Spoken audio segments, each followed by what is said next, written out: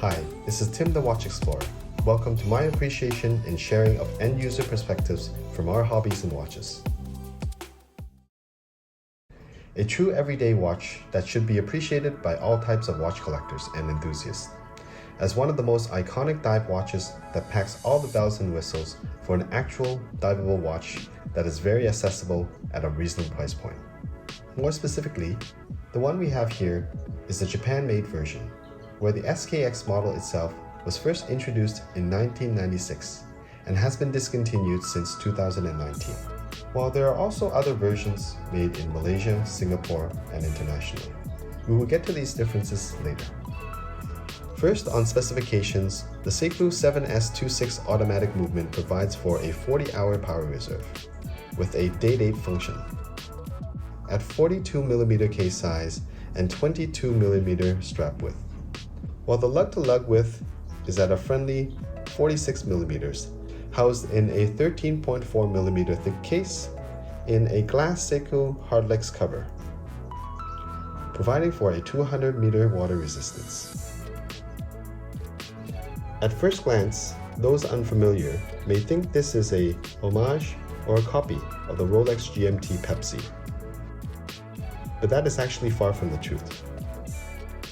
In fact, not only is this not a GMT, it's a diver with no shortage of individuality and holds its own next to other iconic dive watches. It's not trying to be anything else except for what the wearer wants it to be.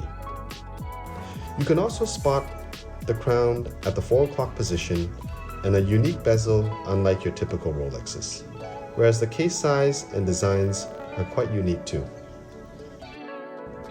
Meanwhile, when I mentioned tailoring to the wants of its wearer, the watch is in fact very modifiable, and for example, lets you change its glass, bezel, hands, dial, and of course, the strap.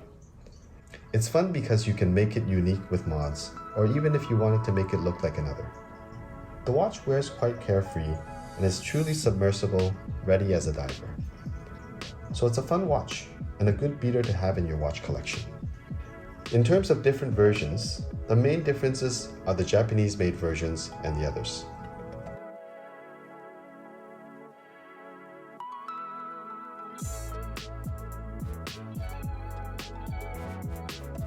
There are subtle differences why the Japanese versions are more sought after, which include a darker blue colored dial.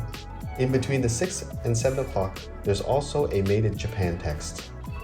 Meanwhile, there's also text with 21 jewels in the middle of the dial, and a more refined and polished case in terms of sharpness. However, some less desirable aspects of the SKX in general include no manual winding option, so you literally have to kickstart this watch with a few good swings. The glass cover, which is named Hardlex, is more fragile than sapphire and smudges easily with fingerprints and surroundings.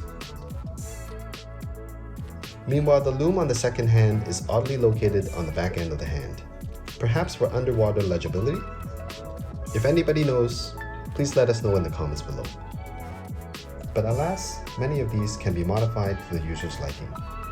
If any viewers have had any experience modifying this one, or has made any exciting discoveries, please do share in the comments below.